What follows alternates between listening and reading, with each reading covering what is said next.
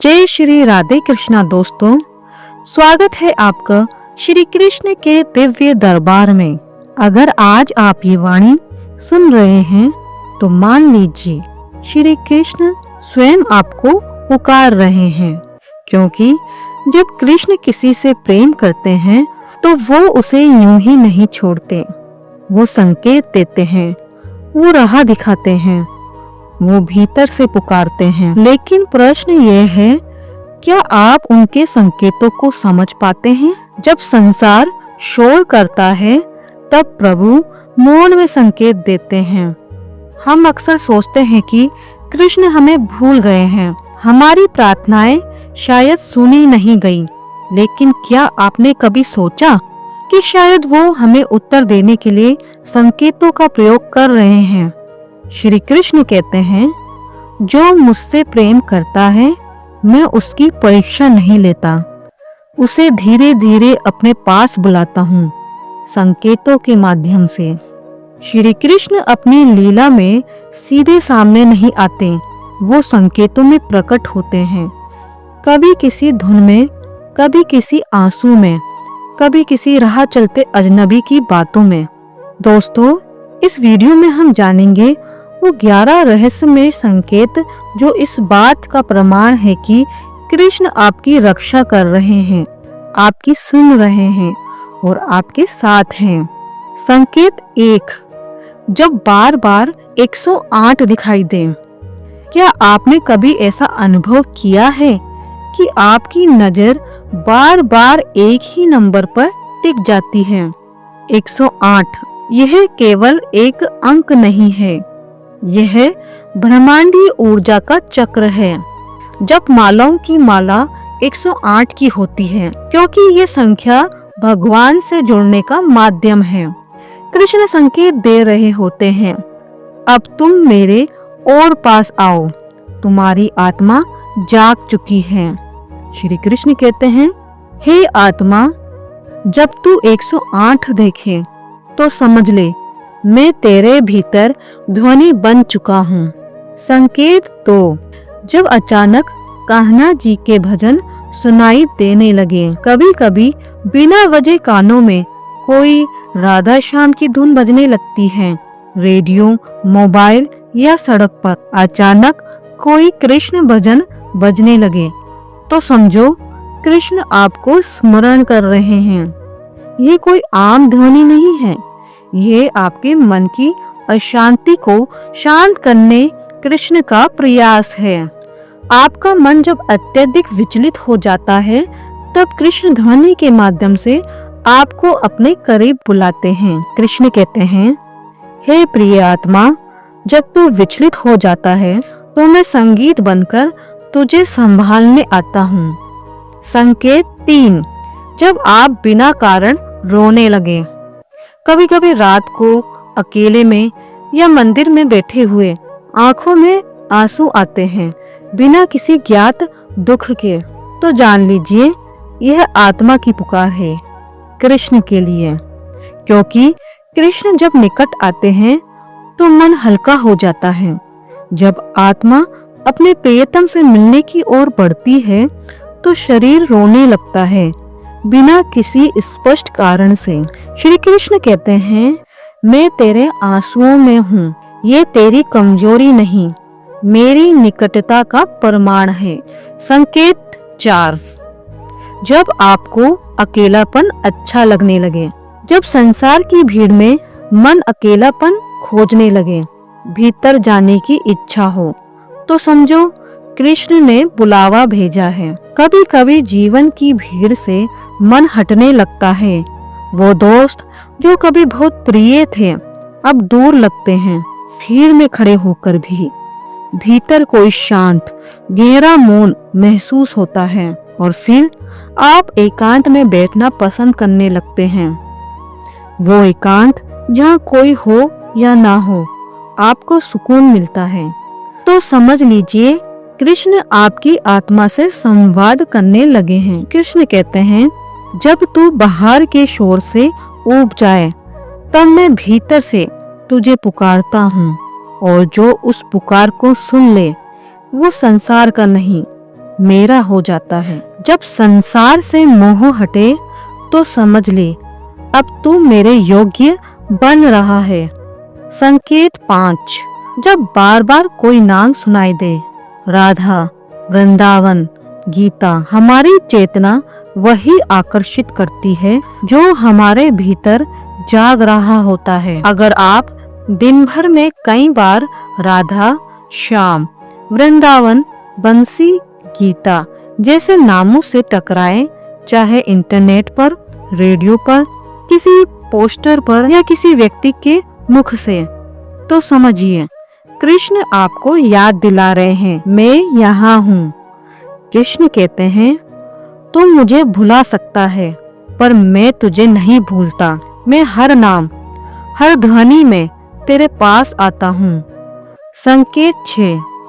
जब जीवन में बार बार बुरा होकर भी अंत अच्छा हो, जब आप मुश्किलों से घिरे हो पर हर बार अंतिम समय में कोई चमत्कार हो जाए, तो समझो कृष्ण रक्षा कर रहे हैं। कई बार हम टूटते हैं, हारते हैं, सब कुछ खो देते हैं, लेकिन फिर जैसे कोई अदृश्य शक्ति हमें उठा लेती है और हम वापस खड़े हो जाते हैं और पहले से मजबूत बन जाते हैं।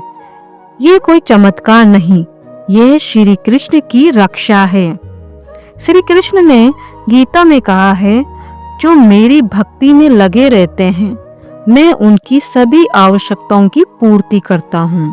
श्री कृष्ण कहते हैं, हे आत्मा, तू गिर सकता है पर टूटेगा नहीं, क्योंकि मैं तेरे पीछे खड़ा हूँ।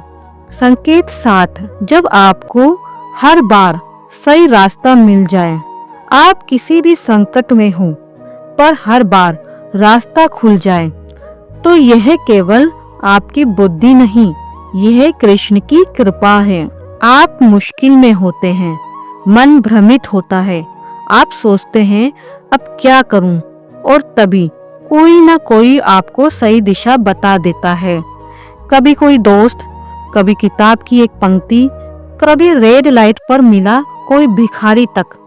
तो समझ लीजिए ये मार्गदर्शन आपका नहीं, कृष्ण का है। श्री कृष्ण कहते हैं, तू नहीं जानता पर मैं तेरे हर मोड़ पर तेरे साथ चलता हूँ। मैं ही वो आवाज हूँ जो कहती है यहाँ से मुड़ जा। संकेत 8। जब सपनों में कृष्ण, राधा, मंदिर या गोवर्धन आए, आपने कभी ऐसा सपना देखा है जहाँ आप किसी मंदिर में हैं, कृष्ण मुस्कुरा रहे हैं, वृंदावन की गलियां, बांसुरी की धुन या राधा रानी की झलक, तो कृपया ये मत समझिए कि ये सिर्फ सपना है, ये आत्मा का जागरण है। सपनों में दर्शन मिलना सबसे विशेष संकेत होता है, यह आत्मा की पुकार होती है।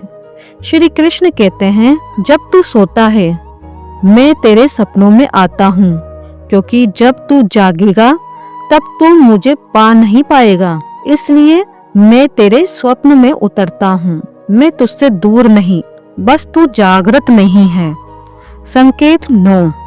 जब कोई अजनबी आपसे अध्यात्म की बात करे, कभी किसी अजनबी से मुलाकात होती है और वो बातों बातों में श्री कृष्ण का जिक्र करता है, आपसे कहता है भगवत गीता पढ़ो या कभी वृंदावन जाओ, अच्छा लगेगा, तो यह केवल संयोग नहीं, यह कृष्ण द्वारा भेजा गया संदेश वाहक है। श्री कृष्ण कहते हैं, जब तू नहीं आता तो मैं किसी को भेजता हूँ जो तुझे मेरा नाम याद दिलाए। संकेत 10। जब बार बार गीता आपके पास आए, आप जीवन में कहीं भी हो, office, social media, metro station, book stall, YouTube या किसी दोस्त की बातों में, अगर श्रीमद् भगवत गीता बार बार आपके सामने आने लगे, तो समझिए कृष्ण खुद आपको अपना वचन देना चाहते हैं, क्योंकि गीता कोई किताब नहीं, यह श्री कृष्ण का शुद्ध निर्मल ब्रह्मा वचन है, जो उन्हीं को मिलता है जिन्हें भगवान बुलाते हैं। श्री कृष्ण ने भगवत गीता में कहा है, अपने सारे कर्तव्य त्याग कर मेरी शरण में आ जाओ, मैं तुम्हें समस्त पापों से मुक्त कर दूंगा। श्री कृष्ण कहते हैं, जब तू भटक रहा होता है और किसी के शब्द तुझे समझ नहीं आते, तब मैं तुझे अपनी वाणी देता हूँ। श्रीमद् भगवद गीता के रूप में यह पुस्तक नहीं है, मेरा हृदय है। जब तू मेरी वाणी पढ़ेगा तब तू स्वयं को समझेगा। संकेत 11।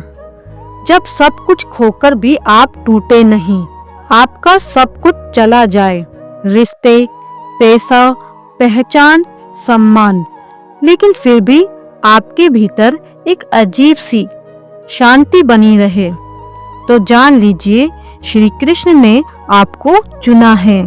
क्योंकि जब श्री कृष्ण किसी को अपनी विशेष सेवा के लिए चुनते हैं तो पहले उसकी दुनिया को खाली कर देते हैं। श्री कृष्ण कहते हैं, जब भी मैं किसी को अपने सानिध्य में बुलाता हूँ तो सबसे पहले मैं उसकी सबसे प्रिय वस्तु को उससे छीन लेता हूँ। जब मानव अपने सारे बंधनों से मुक्त हो जाता है, जब वो चारों तरफ से हार जाता है, तो वो सच्चे दिल से मेरे पास आता है और फिर मैं उसे अपना लेता हूँ। श्री कृष्ण कहते हैं, मैं तुझसे सब कुछ छीन सकता हूँ, पर एक चीज कभी नहीं छीनता, मेरा साथ। और जब तू मुझे थाम लेता है तब मैं तुझे ऐसा कुछ दे जाता हूँ जो कोई संसार नहीं दे सकता, अनंत शांति। हे आत्मा, जब तू रोता है मैं सुनता हूँ, जब तू लड़खड़ाता है मैं थामता हूँ, जब तू अकेला पड़ता है तब मैं भीतर से बोलता हूँ, और जब तू सब कुछ खो देता है तब मैं स्वयं तुझे पा लेता हूँ। तो दोस्तों, ये थे 11 रहस्यमय संकेत।